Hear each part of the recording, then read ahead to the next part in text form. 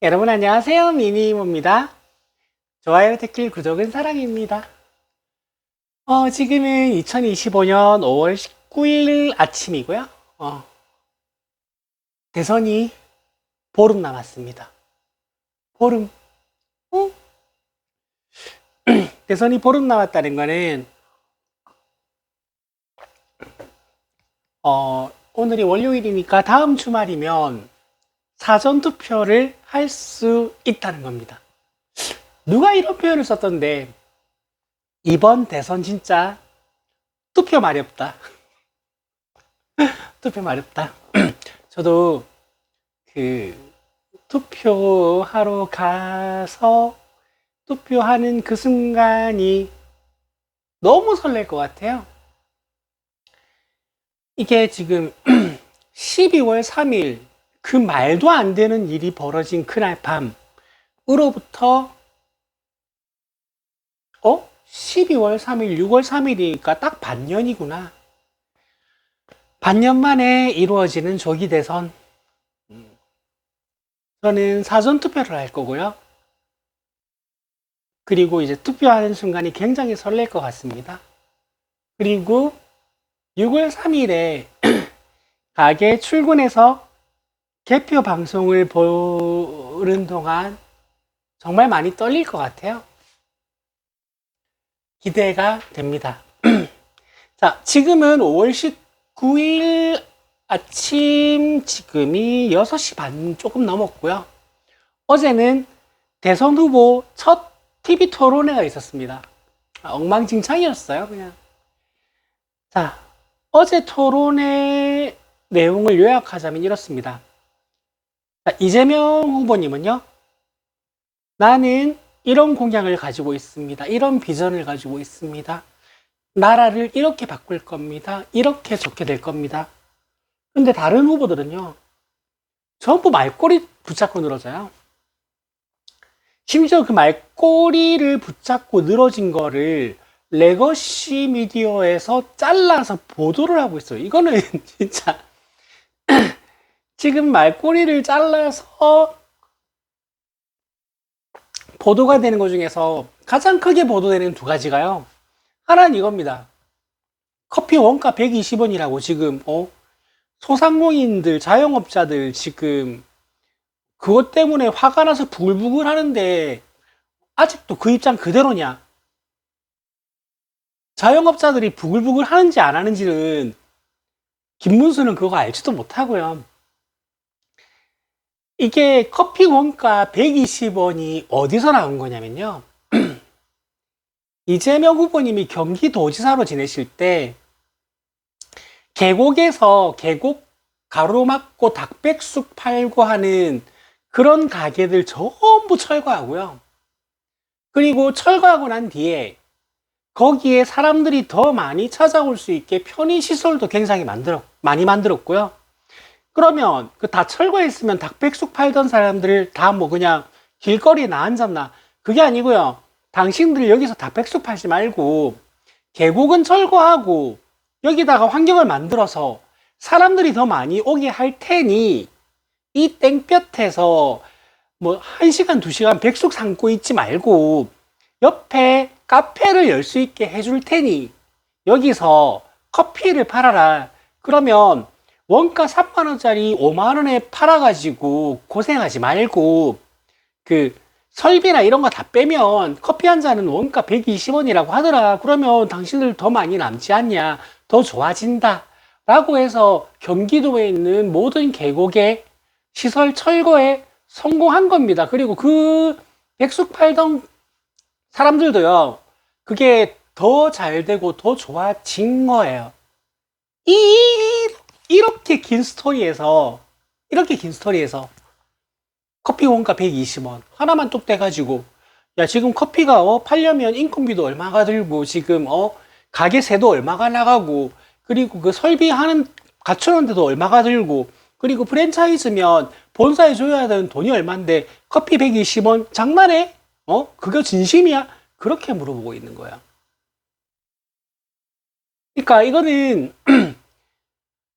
내가 대놓고 왜곡할 거니까 이 토론회 보고 있는 사람들 내가 왜곡하는 것만 들어. 하는 거랑 같은 거예요. 그리고 친중, 그놈의 친중. 친중 셰시의 발언은 뭐냐면요. 중국이랑 중국이랑 대만이 싸우든가 말든가. 그걸 우리가 왜 관심을 가지냐. 그 싸움은 그 사람들이 싸우는 거다. 그리고 만약에 전쟁이 나면 안 되죠. 근데 만에 하나 전쟁이 나면 전쟁 나고 난 다음에 우리의 입장, 우리의 할 일을 결정하면 되지. 그 전까지는 중국에도 시시하고 대만에도 시시해서 좋은 외교 관계를 유지해야지 우리가 수출길이 안 막히고 우리나라가 잘 살 수 있는 거다. 외교라는 거는 그런 거다. 외교는 단정 짓지 말고 그때그때마다 민감하게 예민하게 대처해야 된다라는 이 긴 말에서 중국한테 셰시에만 떼가지고 비판하는 거예요. 이거는 토론하는 사람들의 기본 자세가 안 돼 있는 겁니다. 이 긴 말을 다 나열하고 난 다음에 당신은 왜 중국도 괜찮다 그러고 대만도 괜찮다 그러고 미국도 괜찮다 그러냐 라고 막 물어보면 이상하구나. 왜냐면 그건 외교를 너무 잘하는 거거든.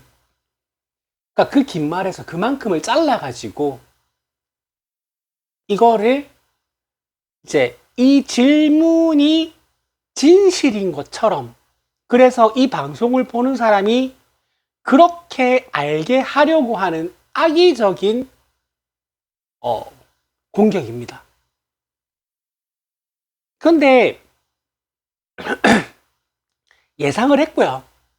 그렇게 나올 거라고 예상도 했고, 그리고 저들은 지금 두 가지 이유입니다. 하나는 어차피 자기네들 질 거 알아요. 어차피 이번 대선은 대통령이 이재명이 되는 거 알아요.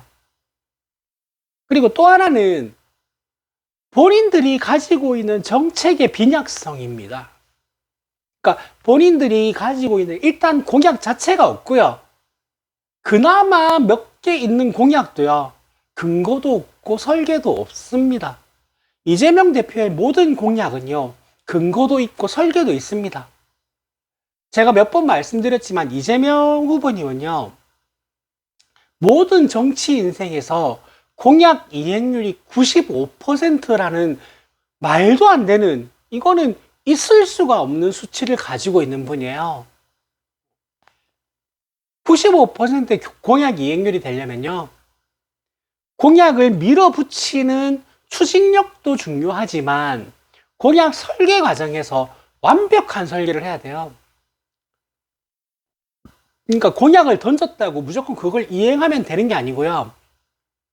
공약은 던졌지만 실제로 당선되고 나서 여건을 알아보니 이 공약을 실제 이행하면 득보다 실이 많은 경우도 있고요.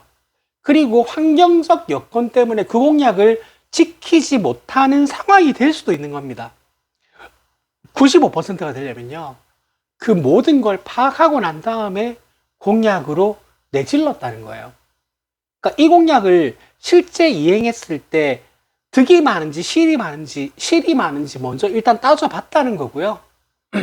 그리고 득이 더 많으면 내가 재임 기간에 이거를 실행할 여건이 되는지도 알아보고, 득도 많고 내가 재임 기간 동안 이거 할 수도 있겠네 하면 공약으로 냈다라는 겁니다. 그게 아니면 95%라는 공약 이행률은요, 여러분 가능하지가 않아요.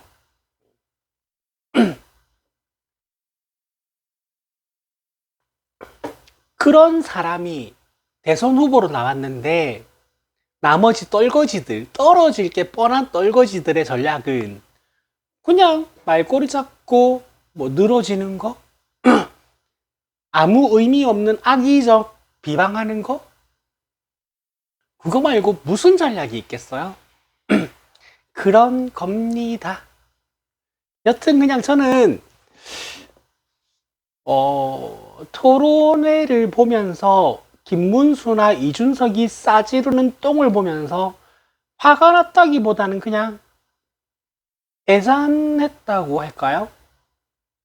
그냥 이제 이재명 후보는 토론회 내내 정면 또는 카메라 또는 상대 후보를 응시하면서 모든 말을 다 이어나갔습니다. 근데 다른 사람들은요, 보고 읽었어요. 보고 읽지 않으면 본인이 하는 질문이 뭔지도 모르는 겁니다. 이재명 후보님은요, 본인이 할 질문들, 본인이 할 답변들이 이미 머릿속에 다 있으신 겁니다. 정리가 다 돼 있는 거예요. 여러분, 이런 걸 뭐라고 한다고요? 수준 차이라고 하는 겁니다. 수준 차이. 공약 이행률에 대해서 이야기하다 보니까 제가 유튜브를 처음 시작하고 며칠 안 됐을 때 했던 내용이 다시 떠오르는데 이거는 제가 싫어하는 내부 총질일 수도 있어요. 내부 총질일 수도 있는데 뭐 비판을 할 건 해야 되니까 제가 말씀을 드릴게요. 제가 총선 캠프에서 봉사활동을 좀 열심히 했던 총선이 몇 번 있는데 그 중에서 가장 열심히 했던 총선이 있어요. 근데 그때 정말 자괴감 들면서 그 봉사활동 하기 싫었어요. 근데 그때가 세월호 전국이었기 때문에 뭐라도 하고 싶다, 뭐라도 돕고 싶다 해서 그 총선 선거 캠프에 나갔어요. 근데 그때 제가 돕던 그 지역구 위원장이니까 그 국회의원 후보가 가장 크게 내세우고 전면에 내세운 공약이 뭐였냐면요. 제2 황령 터널을 뚫는다는 거였습니다. 제2 황령 터널을 뚫는 이유는 센텀시티 백스코에서 부산 국제금융센터로의 출근 시간을 단축하겠다라는 이유였거든요. 근데 저는 어릴 때부터 그 동네에서 살아왔던 사람으로서 그 공약이 이해가 안 가는 거예요. 아니, 황령산 입구를 어디로, 출구를 어디로 뚫어서 그걸 하겠다는 거지? 아무리 생각해도 입구 출구가 제 머릿속에 그려지지가 않는 거예요. 근데 후보 토론회 이틀 전이었나? 제가 선거 캠프에서 물어봤어요. 위원장님, 제2황령터널 뚫는다는 게 공약인데 도대체 그 제2황령터널 입구가 어디고 출구가 어딥니까? 라고 물어봤거든요. 그걸 몰라요. 진짜 몰라요. 그래서 내가, 아니, 위원장님, 지금 모레가 토론회인데 상대 후보가 그 질문하면 어떻게 대답하려고 그걸 모르세요? 하니까, 선거 캠프에는 그 동네 지도가 있습니다. 왜냐하면 여기 갔다 왔다, 여기 갔다 왔다 하는 걸 체크해야 되기 때문에 그 사인펜을 하나 들고 그 지도로 가시더라고요. 그래서 지도를 가만히 보시더니 사인펜으로 선을 하나 쭉 그으면서 여기로 들어가서 여기로 나가면 되겠네 하는 거예요. 내가 너무 어이가 없어가지고, 위원장님이 지금 그어놓은 손의 입구는요, 도로가 없어요. 그리고 출구는요, 산 중턱에 있는 왕복 1차선 도로입니다. 여기는 왕복 1차선 도로여가지고 출퇴근 시간 아니어도 차가 밀리는 데인데 여기다가 지금 터널 출구를 내겠다고요?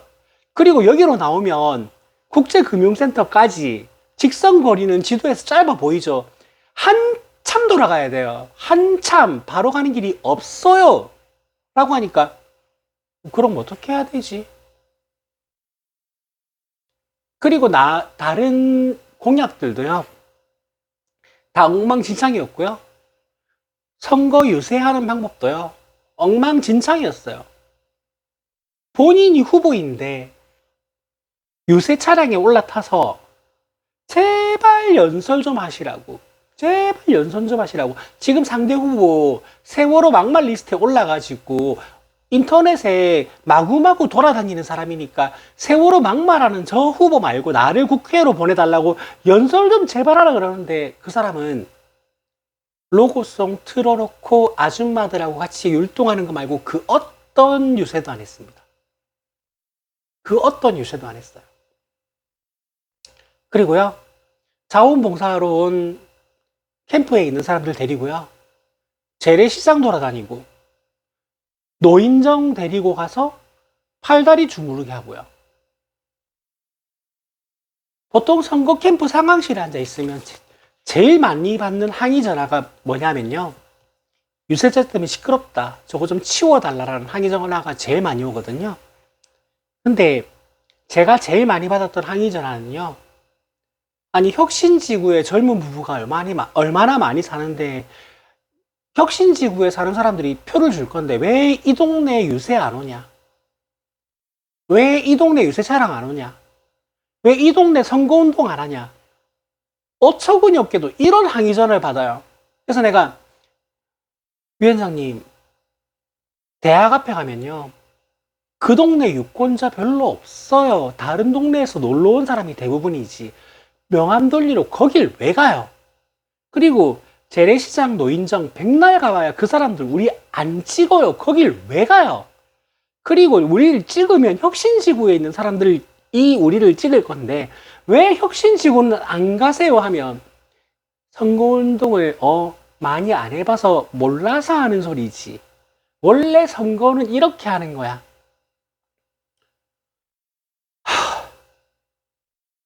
제가 그 총선에요, 1번, 2번 말고 다른 후보가 그 지역구에 단 한 명이라도 있었으면 그 사람을 찍었을 겁니다. 내 손으로 차마 국민의힘은 도저히 못 찍겠어 가지고 민주당을 찍었지, 다른 사람이 있었으면 난 그 사람 찍었을 거예요. 저는 선거 캠프에서 봉사활동을 하면서 느낀 건 이거예요. 이 사람은 절대로 정치를 하면 안 되는 사람이다. 내가 도대체 지금 이 사람을 왜 돕고 있는 거야? 물론 지금은 그분이 그 지역구의 위원장이 아닙니다. 그리고 그분이 이제 정치 안 하세요. 천만다행입니다.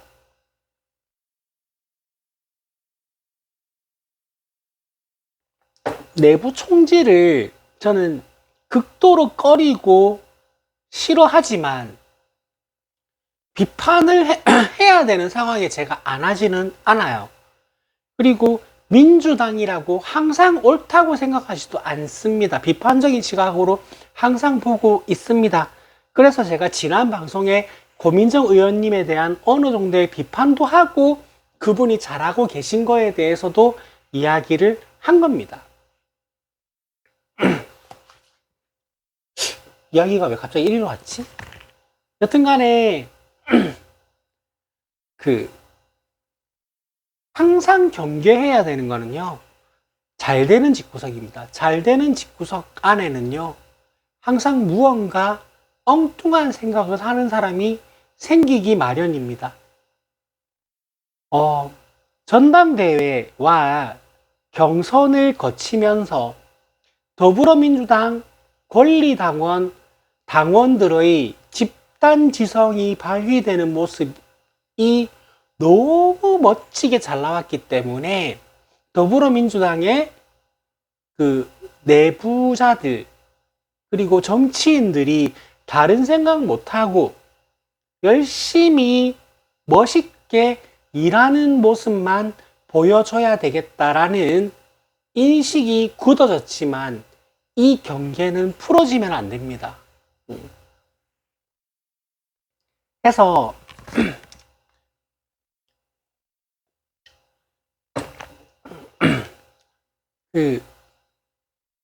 당원 주권주의는 지난 경선과 그 지난 전당대회에서 너무 강하게 보여졌지만 그 당원 주권주의가 해이해지면 안 됩니다. 여튼 모든 일이 잘 돌아가고 있습니다. 이 이야기를 하고 싶었다. 제가 여러 번 제 방송에서 말씀드렸는데, 제가 일하는 가게 저 말고 다른 직원들은 다 베트남에서 유학 와서 대학 다니면서 알바하는 알바생들이에요. 근데 그 친구들하고 이야기할 때마다 너무 부끄럽고 창피했거든요. 12월 3일 그날도 주방에서 애가 사색이 돼가지고 핸드폰을 들고 뛰쳐나와서 나한테 언니 이거 뭐예요? 하고 보여주더라고요. 보니까 계엄령 관련 행동 지침이었어요. 계엄령이 선포됐지만 정상 수업한다. 사람 많이 모여 있는 곳, 언론사, 관공서 근처는 최대한 출입을 자제해라. 그런 내용이었어요. 그래서 내가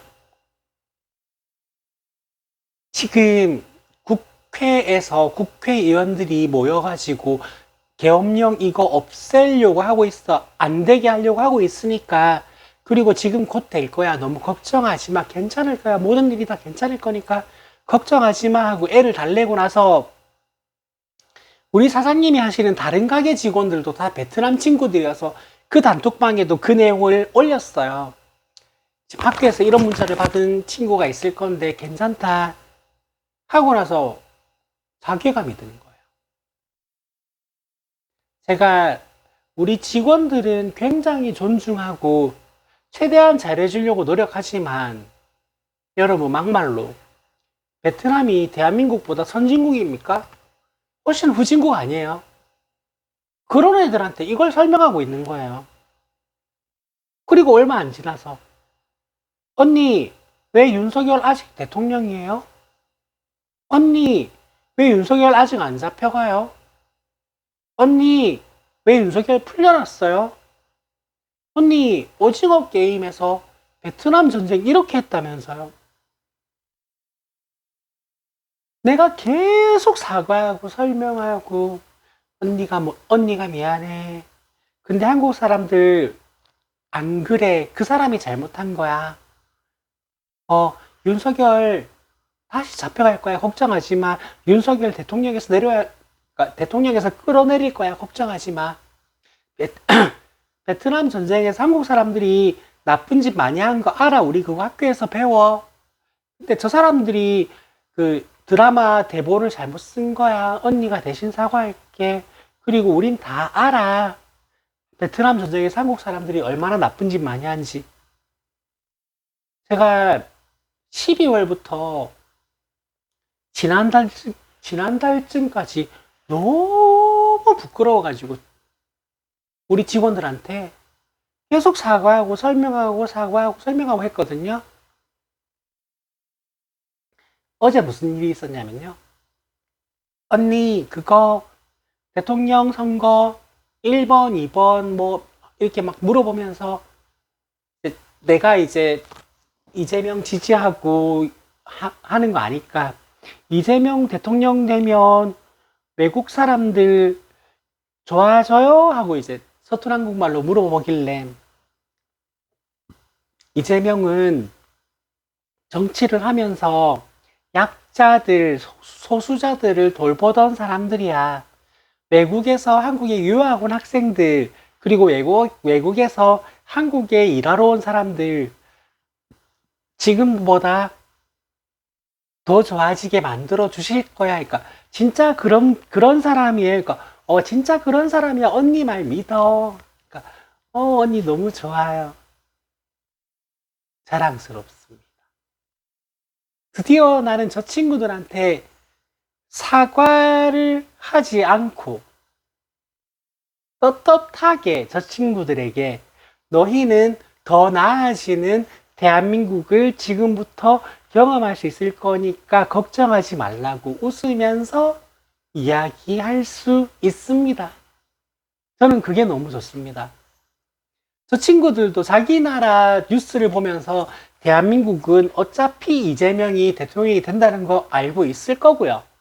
그러면 이재명이 대통령이 되면 우리 유학생들의 대우는 처신은 더 나아지나?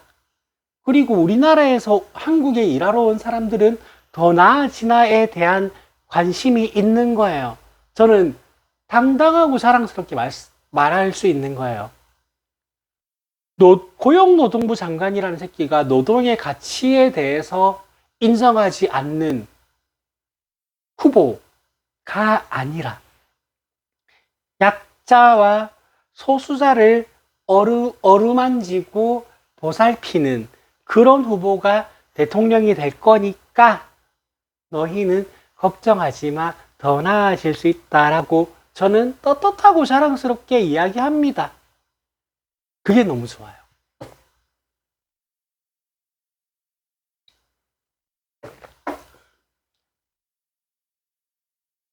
이런 기분을 공감할 수 있는 분들이 많지 않을 거예요.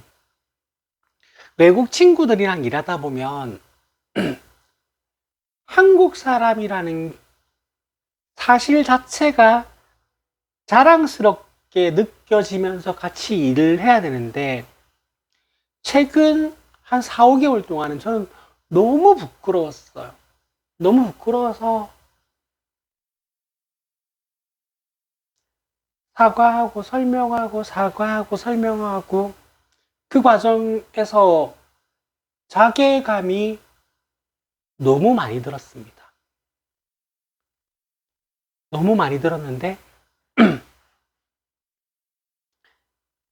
저는 지금 더불어민주당 대선 캠프에서 만든 구호도 좀 너무 좋아요. 지금부터 진짜 대한민국, 지금은 이재명 대통령. 가슴이 대략 웅장해집니다. 외국에서 공부하러 와서 알바까지 하는 저 친구들한테 제 체면도 서고요. 얼굴도 서고요. 너무 좋습니다. 근데, 진짜, 지금부터 진짜 대한민국! 진짜 이 구호가, 그러니까 진짜 대한민국이라는 것 자체가 대표님 출정식 때 말씀하신 거잖아요. 위대한 나라, 대한의 백성들의 나라, 민국. 그래서 위대한 나라, 대한의 백성들의 나라, 민국이 이제부터 진짜 시작될 거라고 말씀하셨던 이걸 이어받아서 만든 구호잖아요. 저는 그 말이 너무 좋습니다. 그러니까 저도 유세 현장에 나가서 이제 후보님 뵙고 후보님 연설 듣다가 이제 구호를 외치면 현장에서는 제일 가슴이 벅차오르는 구호가 이재명 대통령 이게 제일 벅차오르거든요. 근데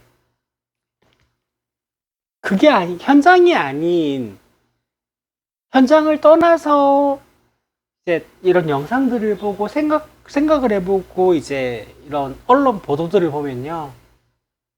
저는 제일 멋진 말이 지금부터 진짜 대한민국. 저는 이 말이 제일 가슴 벅차오릅니다. 그리고 이재명 후보님 대통령이 되시면 지금부터 진짜 대한민국을 열어주실 거고요. 그리고 이재명 후보님 대통령 되시면 고생하실 거 생각하면 마음이 그렇게 좋지만은 않습니다. 얼마나 고생을 하실까. 그리고 이 이야기도 제가 몇 번 말씀드렸는데 제가 제일 화가 나는 게 뭔지 아세요? 성조기 들고 길거리에서 소리 지르는 사람들, 내 유튜브 댓글에 악플 다는 사람들, 일배하는 애들, 그리고 이상한 음모로 믿는 사람들, 그 사람들요. 그 사람들도 살기 좋은 나라 이재명 후보님이 만들어 주실 겁니다. 근데 그 사람들도 살기 좋은 나라를 만들어 주셔도 그 새끼들은 이재명 후보님 계속 여전히 욕할 겁니다. 저는 그게 가장 화가 납니다. 마지막으로 제가 말씀드리고 싶은 한 꼭지 전하고 방송 마칠게요. 그런 사람들 있죠, 주위에. 난 정치에 관심 없어. 난 투표 안 해. 정치인들 다 똑같이 이 새끼나 저 새끼나 다 나쁜 새끼들이지. 라는 말을 굉장히 자랑스럽게 하는 사람들 있죠? 저는 그 말을 들었을 때 어떤 느낌을 받냐면요. 나는 내가 지금 왜 잘 살고 있는지, 나는 왜 내가 지금 힘들어졌는지, 나는 왜 내 주위 사람들이 잘 살게 됐는지, 나는 왜 내 주위 사람이 힘들게 됐는지 그 이유에 대해서 관심이 없어. 내가 투표를 해서 혹은 투표를 안 해서 내가 더 잘 살게 됐는지 더 못 살게 됐는지 이유를 알고 싶지도 않아. 나는 그냥 개돼지야. 나는 그 말이 딱 이렇게 들리거든요. 정치에 관심 없는 게 자랑스럽나? 정치가 모든 국민의 일상에 얼마나 큰 영향을 끼치는데? 그래서 갑자기 경제가 안 좋아진 이유, 갑자기 경제가 좋아진 이유, 갑자기 언론이 자유를 잃은 이유, 갑자기 언론이 자유를 얻은 이유에 대해서 난 관심 없어. 관심 없는 게 난 자랑스러운데? 저는 딱 그렇게 들려요. 그리고 이렇게까지 이야기하는 사람들은 저는 유튜브든 뭐 주위 사람들이든 별로 본 적 없는데, 야, 정치 이야기 꺼내지 마. 정치 이야기하면 싸움 나. 정치 이야기하다가 싸우는 거 보는 거 나 지겨워. 정치 이야기 꺼내지 마. 저는 이 말도 그닥 좋지가 않아요. 이것도 제 방송에서 몇 번 말씀드렸는데,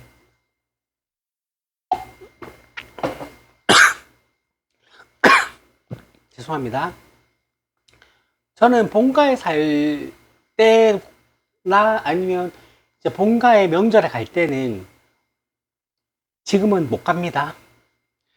그럴 때는 우리 식구는 그러니까 모이면서 정치 이야기를 해요. 저희 어머니는 상주 출신 대구분이시고요. 아버지는 밀양 출신 부산분입니다. 그리고 출신다운 정치 성향을 뚜렷하게 가지고 계세요. 그리고 저는 민주당 당원이고요. 저희 오빠는 노동당, 사회당 쪽 지지자입니다. 이렇게 모여서 정치 이야기를 해요. 하면 소리 지르고 손가락질하고 욕하고 난리 나겠죠. 근데 항상 마무리 이겁니다. 싸우더라도 소리 지르더라도 이런 이야기는 자주 주고받는 게 좋은 거다. 안 하는 것보다 하는 게 더 좋다. 하고 우리 가족은 마무리를 합니다. 정치 이야기는 싸움 나니까 하지 말자가 아니고요. 정치 이야기는 싸우더라도 계속 나누어야 되는 그런 이야기인 겁니다. 여러분도 주위에서 야, 정치 이야기하지만 싸움 나. 나 정치 관심 없어. 이 새끼나 저 새끼나 다 나쁜 새끼들 아니야? 하는 사람 있으면 그냥 그저 그런 한심한 인생들이니까 둘 중 하나를 하세요. 손절을 하든지 계도를 하든지. 넌 그렇구나. 알겠어. 친구야. 하고 넘어가면 그 사람도 평생을 한심한 인생을 살다가 늙어 죽든지 그렇게 할 거잖아요. 그러면 지인으로서, 친구로서 그렇게 살다가 늙어 죽지 않게 곁에서 도와주세요. 저도 그렇게 하고 있습니다.